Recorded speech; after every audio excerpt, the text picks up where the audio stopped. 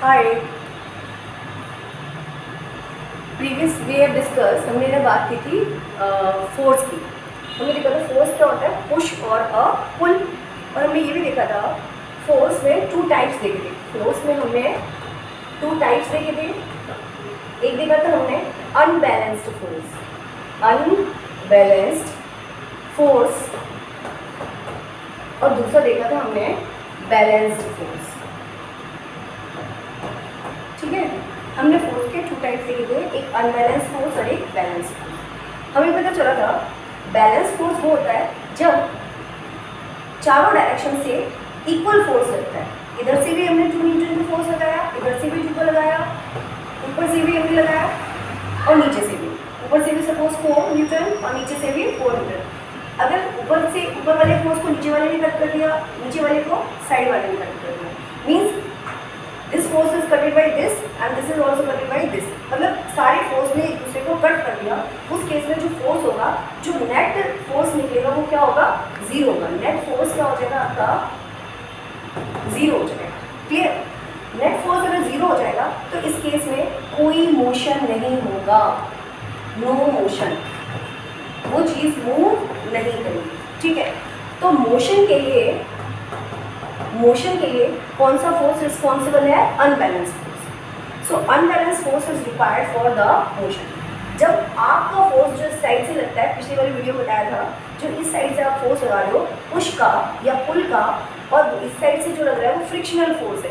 जब आपका लगाया हुआ फोर्स ज़्यादा होगा, ठीक है, ग्रेविटेशनल फोर्स से, जब ये तीनों फोर्स, एक जो ऊपर से लग रहा था और एक नीचे से लग रहा था, ठीक है, ऊपर से ग्रेविटेशनल और इधर से एक्शन फोर्स, ये तीनों फोर्स को जब आपने जो फोर्स लगाया है ज़्यादा होगा, ओवरकम कर देगा, तब आपका क्या होगा, मोशन होगा। ठीक है, तो मोशन के लिए सिंपल सी बात है, हमें कैसा फोर्स चाहिए, अनबैलेंस्ड, बराबर फोर्स नहीं होना चाहिए। क्लियर? अब बात करते हैं अनबैलेंस्ड फोर्स होगा तो आपका मोशन होगा। क्लियर? अब मोशन पे क्या होता है, हमने न्यूटन की 3 लॉ है हमारी, Newton's laws of motion. Newton ने मोशन की 3 लॉज दी है। कितनी लॉज दी है, 3। तो आज जो हम डिस्कस करने वाले हैं वो न्यूटन की फर्स्ट लॉ ऑफ मोशन को डिस्कस करेंगे। ठीक, न्यूटन की फर्स्ट लॉ ऑफ मोशन जो है, पहली लॉ क्या है, न्यूटन ने क्या कहा फर्स्ट लॉ में कि कोई ऑब्जेक्ट है, सपोज जैसे ट्रक है या कोई भी ऑब्जेक्ट है, अगर ये ऑब्जेक्ट मूव कर रहा है, if it is in motion, अगर ये मूव कर रहा है तो ये मोशन में ही रहेगा, it will remain in motion. First law कहती है if object is in motion then it will remain in motion. If it is in rest then remain in rest. अगर वो रेस्ट में है तो वो रेस्ट में ही रहेगा। मतलब जो चीज़ जिस कंडीशन में है वो उसी कंडीशन में रहना चाहती है, कोई भी चीज़ अपनी स्टेट को चेंज नहीं करना चाहती। क्लियर? ये थी फर्स्ट। मतलब if object is in motion then it remain in motion, if object is in rest then it will remain in rest. कब तक? जब तक कि उसके ऊपर external force is not applied. External force is applied. जब उसके ऊपर एक्सटर्नल फोर्स अप्लाइड होगा तब उसकी क्या होगी, जो स्टेट है वो चेंज हो जाएगी। कब तक उसकी स्टेट चेंज नहीं होगी, जब तक कि उस पर एक्सटर्नल फोर्स अप्लाइड हो। So what is there, first law क्या कहती है, if object is in motion then it will remain in motion and if it is in rest then it will remain in rest unless and until external force is applied on it, जब तक कि उस पर external force applied नहीं होगा। Is it clear? तो हाँ, वही यहाँ पे लिखा है, a body at rest will remain at rest. अगर बॉडी रेस्ट पर है तो वो रेस्ट पर ही रहेगी। A body in motion will continue in motion in straight line with uniform same speed. उसकी स्पीड में भी कोई चेंज नहीं होगा।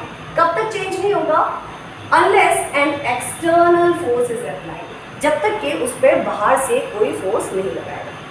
अब जैसे एक एग्जांपल ले, अगर आप सो रहे होते हो, बहुत अच्छी नींद आ रही है, तो आप है ना उठना नहीं चाहते, बिल्कुल नहीं उठोगे, कोई कहता है आप नहीं उठोगे, हाँ फिर अगर ना आपको जिससे डर लगता है अगर वो डांटने लग जाए फिर तुम तुरंत उठ जाओगे, तो वो जो डांट पड़ी वो क्या होगी तुम्हारे लिए एक्सटर्नल फोर्स जैसा काम होगा।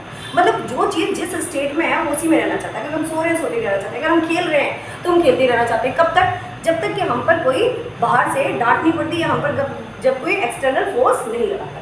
सेम वही है, मीन्स हम भी अपनी जिस पोजीशन में उसी पोजीशन में रहना चाहते हैं unless an external force is applied on it. तो ये आपका फर्स्ट लॉ है।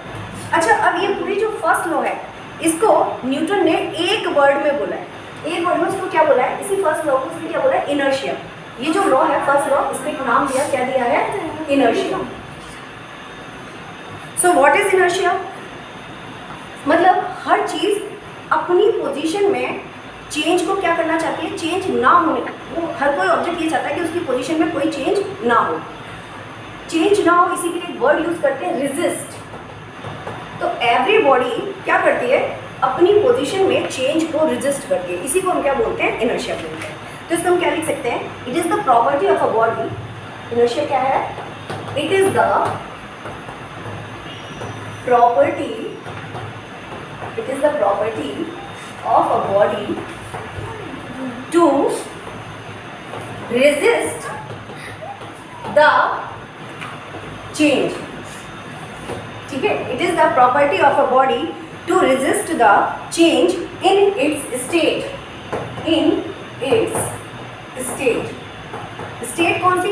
अगर वो रेस्ट में है तो रेस्ट से चेंज में नहीं आना चाहता, अगर मोशन में है तो मोशन से चेंज में नहीं आना चाहता। ठीक है, in its state of rest और मोशन। मतलब what is inertia? It is the property of a body to resist the change in its state of rest और मोशन। मतलब अपनी पोजीशन में चेंज ना आने देना, इसी को हम क्या कहते हैं? इनर्शिया कहते हैं। And it is the first law of motion. Is it clear? Okay, next first law clear. अच्छा, अब बात करते हैं कि जो इनर्शिया है, इनर्शिया के भी टाइप होते हैं। इनर्शिया के कितने टाइप हैं? इनर्शिया मतलब, अब इनर्शिया को हम 3 टाइप से बोल देते हैं, अदरवाइज कई जगह टाइप्स नहीं है, सीधे बोल देते हैं। तो यहाँ पे टाइप्स, एक तो है inertia of motion, inertia of motion. दूसरा, second one is inertia of direction, and third one is inertia of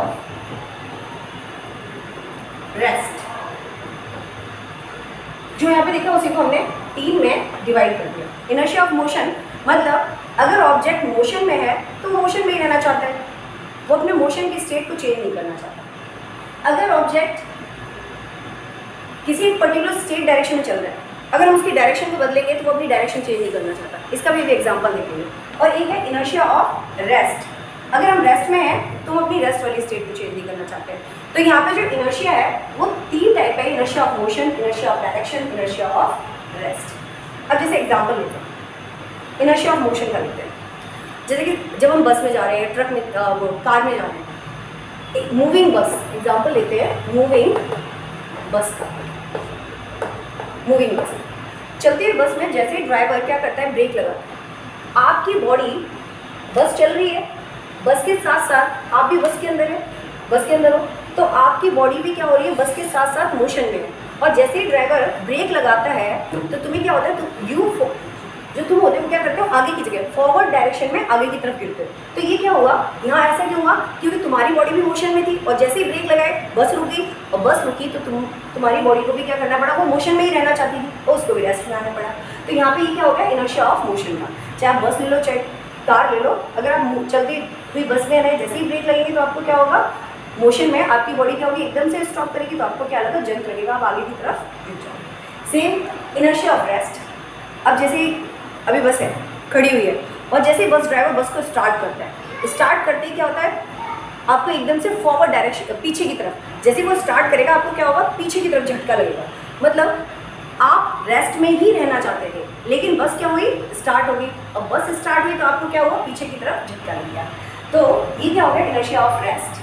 ऐसे ही इनर्शिया ऑफ रेस्ट का एक और एग्जांपल, ट्री है, पेड़ को जब हम हिलाएंगे पकड़ के, पेड़ पे जो पत्तियां होती हैं हिलाने पे क्या होता है? गिरने लग जाती हैं। तो पत्तियां क्यों गिरती हैं? क्योंकि हमने क्या किया?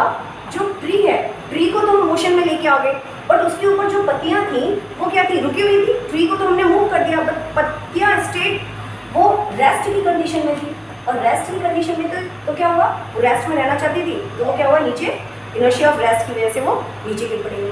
सेम वे कारपेट, जो डोरमेट होता है कारपेट, उसको जब हम किसी डंडी से स्टिक से बीट करते हैं, बीट करने पे क्या होता है, जो डस्ट पार्टिकल्स हैं वो नीचे गिरते हैं। तो वो जो डस्ट पार्टिकल्स हैं वो किस में होते हैं, इनर्शिया ऑफ रेस्ट में होते हैं, और हम कारपेट को स्टिक से क्या करते हैं, मूव करते हैं। तो कारपेट तो मोशन में आता है, लेकिन जो डस्ट पार्टिकल्स हैं वो रेस्ट में, तो वो रेस्ट में रहना चाहते हैं, तो इनर्शिया ऑफ रेस्ट में है। अच्छा, इनर्शिया ऑफ डायरेक्शन का देखते हैं, डायरेक्शन का। अब बस चलती हुई बस में जैसे ही ड्राइवर क्या करता है, डायरेक्शन चेंज करता है, आप भी मूव कर रहे हो, बस मूव कर रही है, बस के अंदर आपकी भी बॉडी मूव कर रही है, और जैसे ही ड्राइवर ने डायरेक्शन बस की चेंज की, जैसे ही बस है ना का ड्राइवर जैसे ही डायरेक्शन चेंज करता है, वैसे ही आपको क्या होता है, तुम भी है ना अपोजिट साइड में क्या हो जाते हो, मुड़ जाते हो, बैंड हो जाते हो। जैसे देखा होगा, जैसे ही बस टर्न करती है तुम्हारी बॉडी भी एकदम से टर्न हो जाती है। तो ये रीज़न क्या है, आप भी उसी डायरेक्शन में चल रहे थे, लेकिन है ना बस ने गाड़ी उसने अपनी डायरेक्शन चेंज की, तो आपको भी झटका लग गया। तो ये क्या हो गया, इनर्शिया ऑफ डायरेक्शन। तो मतलब सिंपल सी बात, इनर्शिया का मतलब जो आप जिस कंडीशन में हो उसी कंडीशन में रहना चाहते हो, चेंज नहीं चाहते। और चेंज कब होता है, जब कोई एक्सटर्नल फोर्स लगता है। तो यहाँ पे इनर्शिया की तीन, inertia of motion, inertia of direction, inertia of rest. Clear? Okay, thank you.